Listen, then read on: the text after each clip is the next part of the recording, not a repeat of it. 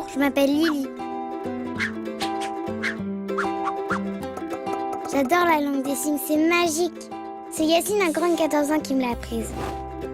Je rentrais en 6e et c'était un de mes premiers jours seul dans le métro. Mes parents avaient décidé que j'étais assez grande pour prendre mon envol, comme ils disent. Même si mes copines se moquaient de moi parce que j'étais la plus petite de la classe. Et moi, je me trouvais encore plus petite dans le métro et j'emmenais pas large. Donc, je suis assise et je vois un garçon qui fait plein de gestes à un monsieur. Trop classe! La chance, c'est qu'il va au même collège que moi. Un jour, je me lance et j'essaie de lui parler en faisant des gestes. Je dois avoir l'air bête, mais il se moque pas de moi. Depuis, quand on se retrouve, il m'apprend des signes. Je suis trop fière! Ça fait maintenant presque 1 an qu'il est signé mon ami. Il n'est plus accompagné. Il a appris à être autonome. Il adore ce mot, autonome. Comme ma mère, qui pour que je sois autonome m'avait donné plein de conseils. Comme par exemple, toujours vérifier que je suis dans la bonne direction. M'éloigner de la bordure du quai. Ne pas monter quand j'entends le signal sonore. Et si j'ai un problème, aller voir un adulte en uniforme. Et encore plein d'autres. Yacine, lui, il m'apprend aussi à ne pas avoir peur quand il me regarde. C'est vrai, les gens regardent autour d'eux. Et quand on est petit, vert, jaune ou noir, qu'on parle avec les mains, qu'on fait de drôles de bruits, ils regardent encore plus. Comme moi avec Yacine au début. Mais c'était de l'admiration, il l'avait vu.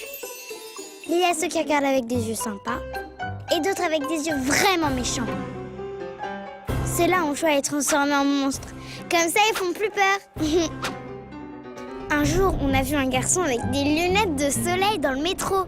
On rigolait avec Yacine. Quand, paf, le métro s'arrête. Il y a une annonce au micro. On doit changer de ligne. Alors que je l'expliquais à Yacine, normal, il n'entend pas. Le garçon aux lunettes noires nous a demandé de l'aide. On a compris. On s'est trouvé bêtes. Bon, il fallait trouver une solution. Et la solution, elle est sur le grand plan. Là, on a trouvé un nouveau chemin. Et nous voilà partis tous les 3. Yacine le guidait et moi je parlais. Depuis, c'est Max notre copain. Il voit presque rien, mais un peu quand même. Son frère lui a appris le trajet pour qu'il connaisse par cœur. Max est incroyable, il descend les escaliers aussi vite que moi. Par contre, il tient bien la rampe et il est toujours du côté du mur. Le plus compliqué pour Max, c'est quand il y a du monde. Le nombre de fois où il se fait bousculer. Je me dis que les gens sont aveugles, ils voient rien. C'est comme avec ma cousine Noémie. Il y a des gens qui n'ont rien dans le ciboulot.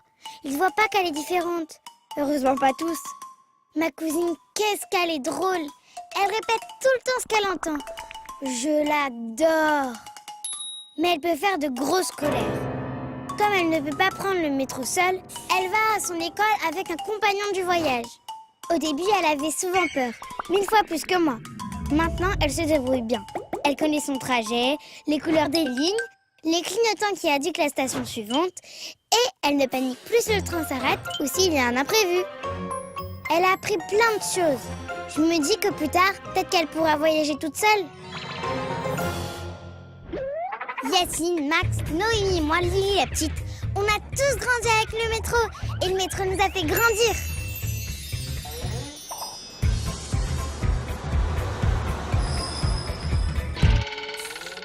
Quand les différences se lient, les chemins se multiplient.